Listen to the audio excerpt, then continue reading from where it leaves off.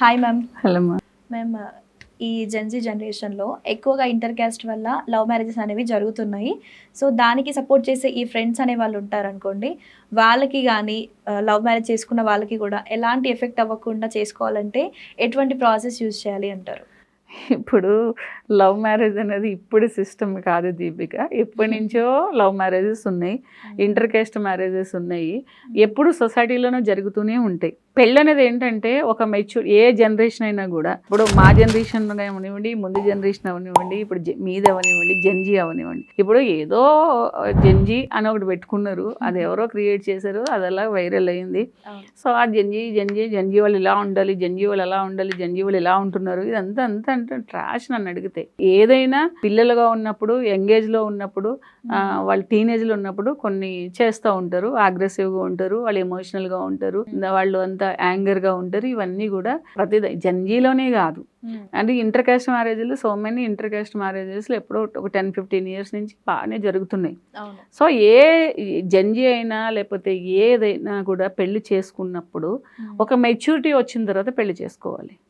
జీవితం పట్ల ఒక దాని అర్థం ఏంటి, ఎలా బ్రతకాలి, ఏది అడ్జస్ట్ చేసుకోవాలి, మ్యారేజ్ పర్పస్ ఏంటి, దాని మీనింగ్ ఏంటి అని అర్థమైన తర్వాత పెళ్లి చేసుకోవాలి. అంటే ఆఫ్టర్ 25 తర్వాత, మినిమం ఆఫ్టర్ 25 to 30 మధ్యలో మ్యారేజ్ చేసుకుంటే కొంచెం అవగాహన ఉంటుంది. ఎందుకంటే హార్మోనల్ ఎఫెక్ట్ అనేది బాడీలో తగ్గుతుంది.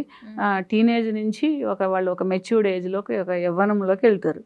యవ్వనంలోకి వెళ్ళినప్పుడు ఏంటంటే అందులో కూడా కొన్ని తప్పులు చేసేవి ఉంటాయి, జరిగి ఉంటాయి. ఫ్రెండ్స్ అనేవాళ్ళు పాత రోజుల్లో కూడా జెన్జీలోనే కాదు, ఫ్రెండ్స్ హెల్ప్ చేయడము, ఫ్రెండ్స్ దగ్గరుండి పెళ్లి చేయడము, మళ్ళీ ఫ్రెండ్స్ వాళ్ళకి తెలిసిన కౌన్సిలింగ్ చేయడము, ఏదైనా డిఫరెన్సెస్ వస్తే చేసేవారు, కాబట్టి సాల్వ్ అయ్యి. ఇప్పుడు జెన్జీ వాళ్ళు కాదు, జెన్జీ వాళ్ళు పెళ్లి చేసుకున్నా కూడా ఏదైనా ప్రాబ్లం వస్తే గూగుల్లో సెర్చ్ చేస్తున్నారు, లేకపోతే ఇన్స్టాలో సెర్చ్ చేస్తున్నారు, లేకపోతే యూట్యూబ్లో సెర్చ్ చేస్తున్నారు తప్పిస్తే, అరే నాకు ఈ ప్రాబ్లం ఉంది, లేకపోతే నాకు ఇలా నడుస్తుంది, దీనికి ఏంటి సొల్యూషన్ అనేసి ఎవరిని పెళ్లి చేసిన వాళ్ళని కూడా అడగట్లేదు.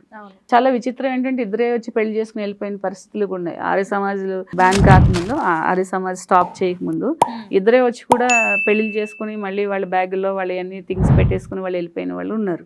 అంటే పెళ్ళి అనేదానికి రెస్పెక్ట్ ఇచ్చి, లైఫ్ అనేదానికి వాల్యూ ఇచ్చి అడ్జస్ట్మెంట్ ఉంటే ఏ జనరేషన్ అయినా పెళ్లి బాగుంటుంది. పెళ్లికి తీసుకోవాల్సిన జాగ్రత్తలు ఏం లేదు, మనం ఎలా బ్రతకాలో తీసుకోవడానికి జాగ్రత్తలు తీసుకోవాలి. అంటే ఒకరినొకరు రెస్పెక్ట్ చేసుకోవడం. ఎందుకంటే ఫ్రెండ్స్ ఎప్పుడు మన తోటి ఉండరు. అరే పెళ్ళి అనేది ఒక అకేషన్, సెలబ్రేషన్ వస్తారు సరదాగా, తర్వాత మామ నీదిరే రా, ఆ ప్రాబ్లం నీదే, నాకేం తెలుసు అంటారు. వీళ్ళకే టైం ఉండదు మొబైల్లో.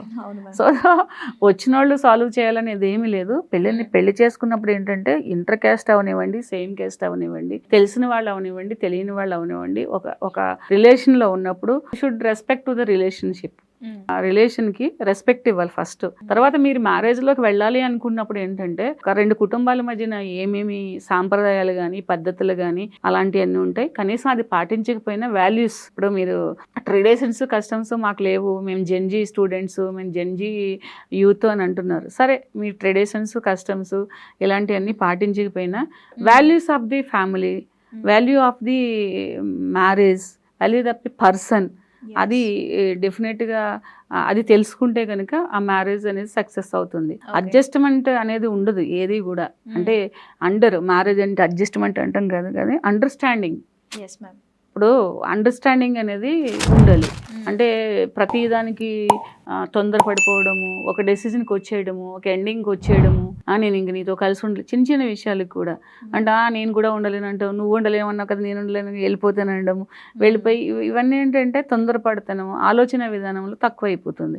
వెంటనే గూగుల్లో సెర్చ్ చేయడం, ఏ అడ్వకేట్ని అప్రోచ్ చేయాలి, ఎక్కడ ఇది చేయాలనేది, అంటే అన్ని ఫాస్ట్ డెసిజన్స్ తీసేసుకుంటున్నారు. సో దట్ దానికి రీజన్స్ అనేది ఒకటే అనేది ఏమి లేదు. మనం చెప్పుకున్నట్టు ఏంటంటే స్పీడ్ యుగము, పెద్దవాళ్ళతోటి ఏ మ్యారేజ్ అయినా కూడా పెద్దవాళ్ళ ఇన్వాల్వ్మెంట్ అవసరమే. ఇప్పుడు లవ్ మ్యారేజెస్లో కోపం ఉంటుంది, కొన్ని రోజులు అలౌ చేయరు, లేకపోతే ఫ్రెండ్స్ ఉంటారు, ఫ్రెండ్స్ మదర్స్ ఉంటారు, వాళ్ళనైనా అడిగి అడ్వైజులు తీసుకోవడానికి వీళ్ళకి ఈగో ప్రాబ్లం. అంటే పెద్దవాళ్ళు మ్యారేజ్లో పెద్దవాళ్ళు వెనకాల ఉండి చెప్పేవారు, నువ్వు ఇలా ఉండాలి ఇలా ఉండాలి, ఒక ఇంటికి వెళ్ళినప్పుడు హస్బెండ్తో ఇలా బిహేవ్ చేయాలి అలా బిహేవ్ చేయాలని.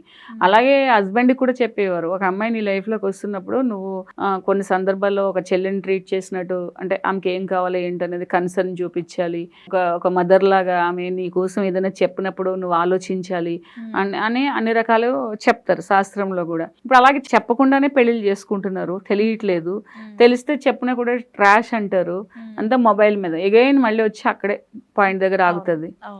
సరే వీళ్ళు తీసుకున్నారు, మా ఫ్రెండ్ ఇలా అయితే డైవర్స్ తీసేసుకున్నది, మా కజిన్ ఇలా అయితే డైవర్స్ తీసేసుకుంది, నాకు తెలిసిన వాళ్ళు ఇలా తీసుకున్నారు, ఆ హీరోయిన్ ఇలా తీసుకుంది, ఈ సెలబ్రిటీ లైక్ ఇలా చేస్తుంది. బికాస్ జనరేషన్లో అయినా ఎమోషన్, ఏ జనరేషన్ అయినా ఎమోషన్ ఈజ్ కామన్ కదా, రిలేషన్ అనేది కామన్ కదా.